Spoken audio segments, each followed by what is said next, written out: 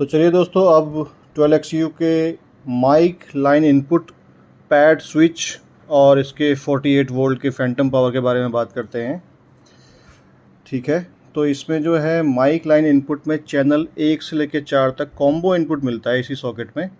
इसी सॉकेट के अंदर आपको एक्सएलआर माइक्रोफोन के लिए भी इनपुट मिलता है और 6.35 mm का TRS jack line level equipment के लिए ये इसमें कॉम्बो मिलता है। जैसे उदाहरण के लिए क्या है, डायनेमिक माइक जो है वो एक्सएलआर चैनल 1 में लगाएं।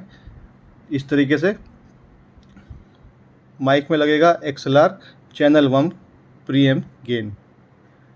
माइक सिग्नल बहुत छोटा होता है, इसलिए माइक का जो प्रीएम गेन है उसे आगे प्रोसेसिंग के लिए बढ़ाता है ये एनालॉग गेन।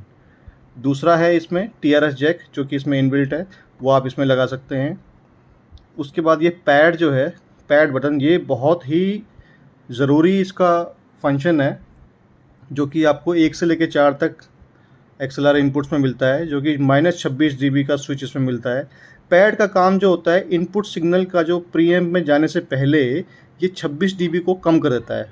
मान लीजिए कि कोई डिवाइस है, जैसे कोई गिटार है, पियानो है, तो उसका सिग्नल बहुत ही स्ट्रॉन्ग आ रहा है, लाइन लेवल स्ट्रॉन्ग सिग्नल जो आ रहा है वो बहुत ही ज़्यादा आ रहा है, तो इस गेन को प्रीएम्प में जाने से पहले ही वो 26 dB को कम कर देगा, ताकि चैनल में जो ओवरलोडिंग हो रही है वो उससे उसको बचा पाए। ठीक है, 26 dB का वहाँ पे वो गेन कम कर देगा।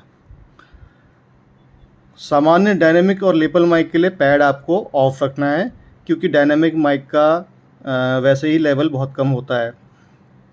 ठीक है, लेकिन अगर सोर्स बहुत ज़्यादा है तो उसमें ओवरलोड हो रहा है तो पैड काम आ सकता है। ठीक है, लेकिन एक चीज़ आपको याद रखनी है कि पैड जो है कोई वॉल्यूम कंट्रोल नहीं है, ये इनपुट स्टेज को ओवरलोड होने से बचाता है, सिग्नल अटेन्यूएटर है ये। ठीक है, अब आप आ जाओ 48 वोल्ट के फैंटम पावर पे। ज़्यादातर जो कंडेंसर माइक होते हैं और कुछ एक्टिव DI बॉक्सेस होते हैं, तो उनके लिए ये फैंटम पावर जो होती है ये बहुत काम आती है।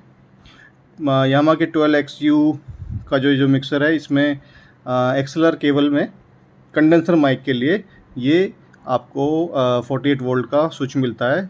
ये लेकिन चारों इकट्ठे ही एक साथ ही काम करता है, यानी कि आपका मतलब है इसका कि एक्सएलआर केबल से पावर और ऑडियो दोनों ही चलते हैं।